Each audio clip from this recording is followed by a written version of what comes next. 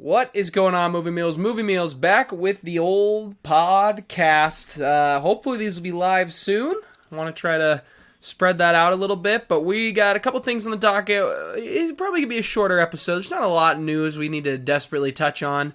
We're going to talk about the HBO change. We're going to talk about the writer's strike. And then we're going to draft our top 5, what we think movies of the summer. We'll get into those rules when we do our little draft here. But let's first thank Movie Meal patrons Kimberly and Karen. Go get some merch. It's all linked down in the description. Let's all go do that. Good things. But let's just get into it here. And we'll start, Kyle. Why don't we go ahead and start with this HBO change? What do you know? What are your thoughts? The thing that I heard was that HBO Max, Warner Bros. Discovery, who owns HBO Max, has officially changed the name of that streaming service to Max. Max with 1 X, not to be confused with 3 X's. For you little weirdos out there. Sorry. So weird.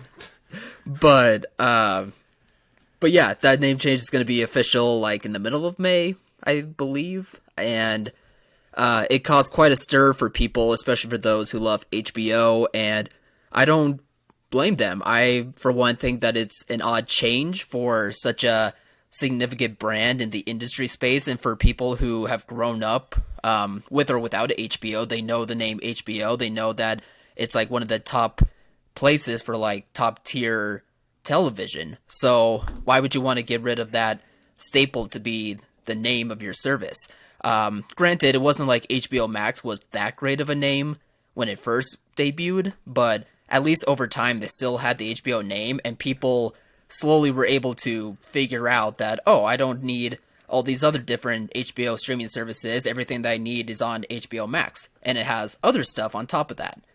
So to just change it to Max, which is the most general name for a person, yeah, it just doesn't like...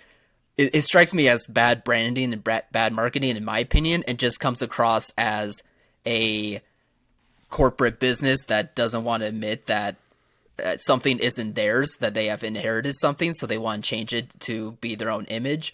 And granted, I guess you could argue that HBO is still like part of a brand within the Max umbrella. I mean, they're going to be adding in stuff from Discovery, like all of those home improvement type shows, and they also have, you know, DC, Warner Bros. Turner Classic appeals on top of that, but I don't know. It just doesn't seem wise to get rid of the name HBO because that's what people know the most. What do you think? I didn't know there was a Discovery Plus until they bought Warner Brothers. Yeah. It's dumb. I mean, when you really think about it, they clearly focus grouped it, right? They sat down, they brought in common folk, paid them some money, and asked them questions if the name works. Max as a streaming service, I really just don't know if it's going to stick. Only time will tell. We'll see when when a year goes by and I've noticed that I've started to say, "Oh yeah, it's on Max." Yeah, it's on Max. It's on HBO Max. Like, what am I saying? Am I saying Max? Am I saying HBO? The HBO name, the Zazzy boy was dropping weird comments, or some producer was dropping weird comments where he's like, we want people to know that it's not all premium content like HBO Max has. And it's like, so you want us to know that you've not only got premium content, but you've got garbage content? Yeah. All right. Don't worry, the garbage is still over here. And there's plenty of bad stuff on HBO, but they have some of the best television in the game. They're the number one streaming service right now in terms of content. They have been for a while. I mean, I can name drop a bunch of shows that are better than about half of what everybody else is putting out.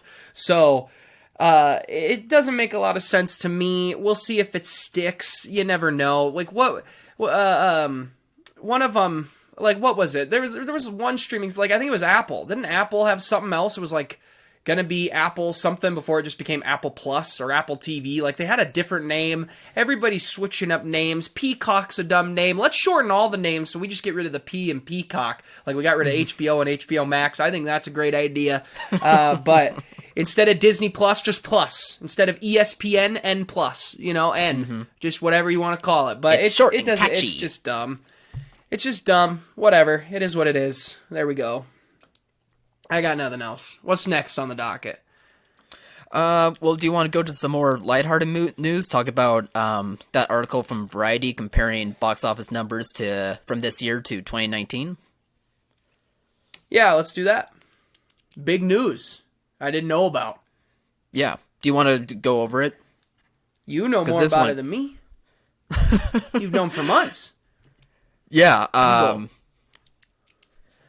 Well, there was an article from Variety that was, to make the long story short of it, is saying that we have noticed that audiences are coming back to the theaters more and more this past year, and that we're seeing box office numbers that aren't on the same level of 2019, which was a big year, but that are almost comparable to where it's showing positive improvement over the industry.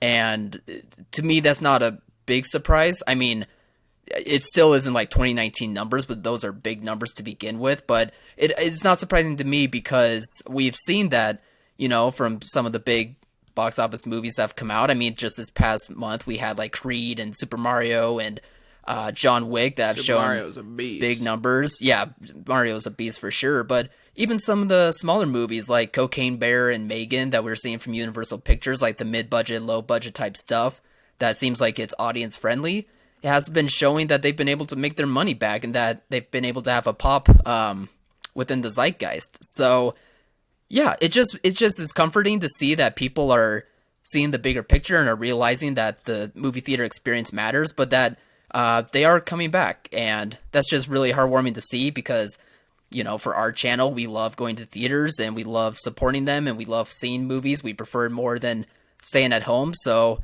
it's nice to see that this industry is trying to grow back, and it still is having its struggles along the way for sure. I mean, there still is like independent theaters that unfortunately are having their share of closures, but it still is looking good otherwise. So yeah, it's heartwarming and really nice to hear. To me, it's just, Game of Thrones style. The wall is still up. That's what it is. The wall is there to protect us.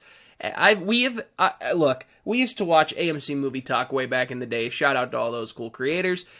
Ever since 2012, when we started watching that religiously, we heard the same thing all the time, weekly. Movies are dying. Movies are dying. Movies are dying. Movies are dying. Movies are dying. Movies are dying. The movie theaters are going to die. Streaming's going to put them out of business. Movies are dying.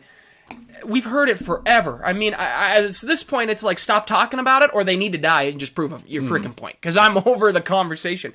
Movies are not dead. We thought the pandemic might do it in. Not me. I'm always a glass half full kind of guy. So, movies we knew were going to be back. These are huge numbers. I mean, Mario's has already crossed $1 billion.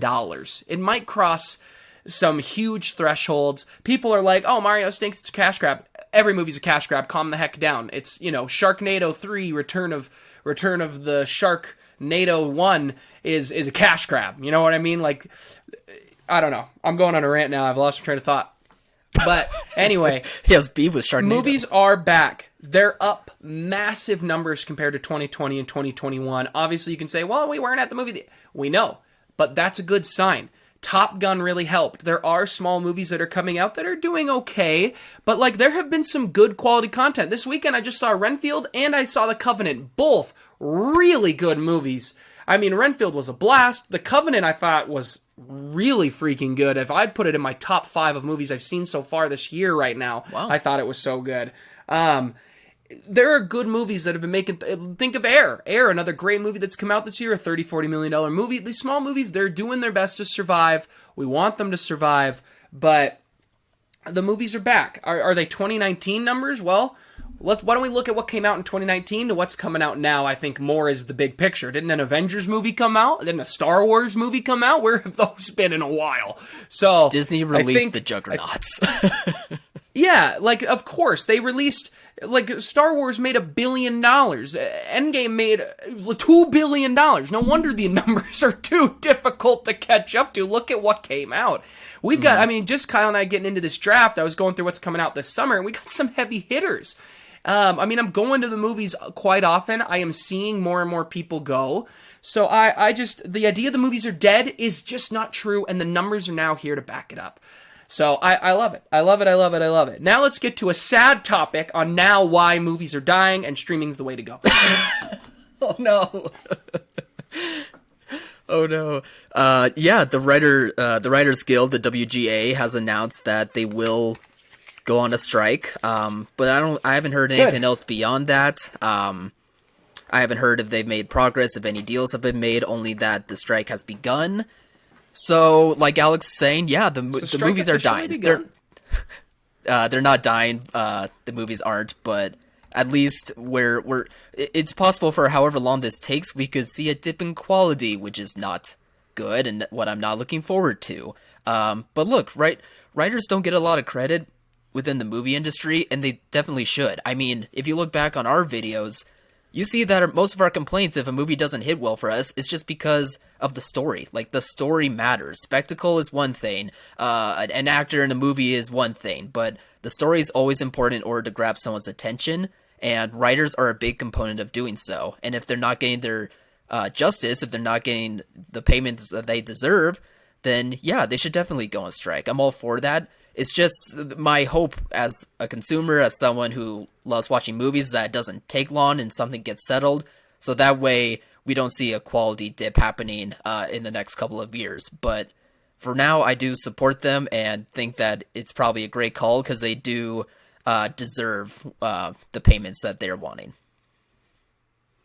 Yeah, and I even pulled up the New York Times article from just a few days ago talking about it right now. And first of all, pay your frickin' writers, Hollywood and the government. We all know they're greedy little turd muffins who love their money and they want to step on the people and they just need their money because they're little babies up there and they feel all cool because they can buy things. Just shut the frack up. Nobody cares. Pay people what they deserve. These guys are insane. Writers have been treated poorly forever. The writer's strike takes effect May 1st if they can't strike a deal. The writer's strike in 2000 cost Los Angeles economy alone. The Los Angeles economy, it cost them $2.1 billion when they went on a strike. So Hollywood should be not nervous, or they should be terrified is what I mean. But the writers should go on strike. I know what they talk about is that the first real hit is going to be talk shows, late night talk shows like Kimmel and Fallon and all them will probably just stop airing. And then it will slowly move. There have been reports that studios have been buying up scripts like crazy over the last couple months in preparation for this strike so they can just start sending movies to production and not doing rewrites and things like that. A lot of people, and a big part of this is because of the streaming services. The streaming era has really seen so many rises of writers' room and, writing quick pilots and things like that, and they're not paying the writers. Pay your freaking writers. And I know one of the biggest thing, too, is that they lack residuals. That writers are not getting a percentage of what their original script was, and it's horrific. You should be paying the people that are actually the ones sitting there. You look at Air, and this story that comes out of Air of this original writer who came up with a spec script, and Ben and Matt, who started this new production company, are like, no, this was his baby. Did we cut it down and change it into all these things? Absolutely, but it was his baby. He was the original writer. He gets original credit. He gets the money. And that's what we need more of in Hollywood. Stop being greedy little turds. You have enough. Fun fact of the day. You've got plenty. I know you don't believe it, but you do. But yeah, the writers should absolutely go on strike, and I think they should strike forever. I love the movies. I don't want movies to die. But if movies die because of streaming, that would be horrible. If movies die because writers are saying, we're just done in Hollywood, we're not going to do it anymore, then good. That's the only way I would ever be like, yeah, forget Hollywood. Let's pay our writers. Pay your writers. You should do it. Blah, blah, blah. Yeah. More thoughts? I only wonder how long the timeline for this is going to be because our industry has changed so much since the last time we had a writer's strike. I mean, the studios, on top of, theatrical releases and television, they now have streaming services. They have even more of a way to directly connect to the consumer through the entertainment that they create. So I think that would be a little bit of a push for these corporations to go, oh, we really need these writers. We need to give them a little bit more. So I don't know. Maybe it will affect the streaming wars in some way. Maybe it will fast track it, or maybe it will cause them to, cut back on the amount of stuff that they release to streaming. So that's going to be a little nugget as well to see if that tips the scales in favor of the writers or not. I feel like Netflix is a huge reason for this issue because Netflix for so long cranked out so much bad stuff. And the fact that they're not getting residuals from streaming is a big thing the writers are upset about. They want their money. They want to be paid for the rest of their life for their work that'll be on a platform forever. So pay them. Just pay them. All right. Did we have anything else in the docket, or are we just getting to this little bout?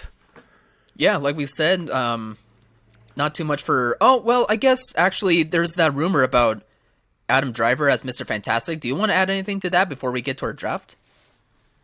Adam Driver is a phenomenal actor. Do I see him as Reed Richards? No, because I haven't seen a trailer. You know what I mean? Like, Adam Driver's a phenomenal actor. He'll do a wonderful job. I'm not so big into Fantastic Four that I can't see an actor in a role. I think he'd be great. I'd love to see Adam Driver in more. I'd honestly really just want 85, the sequel to 65. Let's go even further in the past. Underrated. More dinosaurs. Yeah. What do you think? You're more of the comic Fantastic Four. This isn't my boy. You were more Timothy Chalamet. I know wanted for Reed. What do you think? No, Timothy Chalamet for The Thing, obviously. Oh my god. But then a different actor plays Ben Grimm, and then Timothy Chalamet plays The Thing. Anyway, what do I think? I myself haven't really gotten into Fantastic Four comics myself, only in media. I do have the first volume of Jonathan Hickman's run that I'm about to read for Fantastic Four soon, so I'm really excited about that. But anyway, for myself, Adam Driver, great actor, is attached to a role. Yeah, sign me up. I'll be down for that. Do I visualize him in my brain as Mr. Fantastic? No, but do I think, there's no way he could possibly play it? Absolutely not. I'm sure that he would do a great job playing Mr. Fantastic. It's just a rumor right now. It kind of seems like, to me, things are heating up and we're about to get a casting announcement for that movie soon. So I'm kind of excited about that. But in terms of that specific rumor, I'd be fine if it happens. Not who I visualize in my head, but then again, I don't really have any other options. So if it does happen, okay, good for him. He's going to get some money, and hopefully he can still make time in his schedule to work on other, projects on the side as well, which we've seen other Marvel actors be able to do the same. So yeah, I would not have a problem with that. All right, so we're moving on to our summer draft. So and Kyle can correct me, all right? We did have a little fun discussion off air. I enjoyed the discussion of when does the summer blockbuster season start. Kyle states he thinks it starts at the beginning of May with Guardians coming out in 2 weeks. I don't know if the studio would think that. I think they potentially see that as school's ending, kids are starting to get out, they'll go to the theater, but I don't see them going it's summer, baby, because most schools are not out of school. So to me, I would start maybe later in May, if not closer to June. But we're going to go in our draft, we're going to do May. But I want to know your thoughts in the comments. What do you think? When does the summer blockbuster season start is what I want to know. So we're going to draft 5 movies from this summer. And I assume the winner is box office. The total box office all these movies make would have been the winning team, correct? The starting 5. I think that would make sense. I mean, we could say what are the best movies, what are the movies that people like the most, but that's playing with semantics, and even if a movie's rated, fresh on Rotten Tomatoes or whatever, someone's out there going, actually, it sucks, so let's not play with it that way. Let's just do box office. Let's just say what the numbers are. We're not rooting for movies to do great versus other movies to, do badly, but we just thought it'd be a fun draft scenario to see what the outcomes are going to be. It's just for You got a coin on you? I don't got a coin. We got to see who goes first. No, but I'll flip this headphone case. How about that? Oh my gosh. What side is heads? This side is heads where the lid flips up, and then this side is tails. All right, I'll take heads. Flip it. It is heads. You get I get go the first sir. overall pick? Yep. All right, then I'm going to take the movie that'll make the most money. I'm taking Fast X. Are you kidding me? $1 billion franchise. Let's go. Fast X comes out in May. Come on. Lock and load it up, baby. Game over. I see Fast X 3.2 bill. You kidding me? Yeah, I see it too. I don't blame you. Then for my pick, I'm going to go with Guardians. That's why I really wanted it to be on here. But also, I do think it's the last of the franchise, and people love this these series of movies, and they're waiting to see how the ending is going to play out. And I think it'll do big for its last one. Yeah, well, I'm going to win this because I'm going to take Transformers Rise of the Beasts. They make oodles and oodles of money, and I think you can make the argument that, oh, well, Bumblebee didn't. Yeah, but we're going to Cybertron in this one. Are you kidding me? It's going to make oodles and oodles of cash. Yeah, I'm too good at this. Kyle's going to take all these artsy-fartsy movies next. I feel it coming. No, it's the summer. It's got to be the pop. It's got to be the big splashes. And for me, I'm going to take Mission Impossible 7.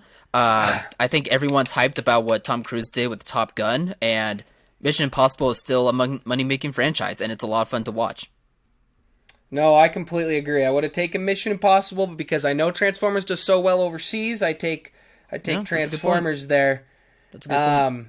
But I'm going to take, next up, Indiana Jones and the Dial of Destiny. For all the reasons you stated with everything else, that's the moneymaker. That's $2.5 billion right there. So, good choice. Well, what do you got next? I can't believe I'm saying, like, I'm fine with you taking Indiana Jones, because I think in the third round, taking Barbie can be a steal. I think Barbie is going to be a major splash at the theaters. I think it has the potential to cross many age groups, and I think those trailers are really getting people curious. Even for people who have no association with Barbie, they're going, what the heck is this movie? So I'm going to take that. You know what's wild? I have walked out of many movies and seen people walk by the poster and say, I'm not seeing that. They will. Like common people. They say that with Barbie Fast at and Furious. 3 is Barbie at 3 I think I think it's a high risk, high reward pick. I could see it going either way, but I'm going to take the other movie that weekend, which I think is a steal with the 4th overall pick, is Oppenheimer. I get that. Oppenheimer. Are you kidding me? A Chris Nolan movie? Chris Nolan Tenet made money and it came out during the pandemic. Are you kidding me? And I saw that trailer just the other day, just yesterday in the theater. Oh, it's so good. It's going to be phenomenal. I've blown you out of the water. This is, unless you if you don't take what what I want to take next, then there's no way I'm not winning this. So yeah. Well, we'll see. Was it The Flash that you wanted? Because that's what I'm gonna take. Oh God, I slaughtered you. Unbelievable. I don't think the Flash is gonna do great. I get that there's a lot of hesitation. Why? I just feel like Michael Keaton's inclusion in The Flash is gonna have a big pop. And I think in the middle of summer, like, it could be a surprise superhero movie. So I'm gonna take another high risk one and say, like, and go with that. Ooh. I forgot about one of these that is a high pick, and now I don't know. I have two that I wonder. I have a feeling they're the same two. I'm changing my mind. I'm going to take Across the Spider-Verse. Yeah, that was one of my guesses for you. Now, I have a question for you about that one. The first Spider-Verse movie wasn't a major hit. It really wasn't. Like, streaming and like DVD sales really helped, like, make that movie more recognizable, I think, or at least helped it get its popularity. So do you think Across the Spider-Verse is going to do bigger numbers than what the first Spider-Verse movie did? I could look up what the first numbers did if you want. I'm looking it up right now. Okay, because perfect. I remember it making some cash. I made $375 million worldwide. Pretty good. And I think this will be better. So Okay. I think the sequel will be better. My second pick, I have a feeling, the pick I was considering doing, I have a feeling you're going to take next.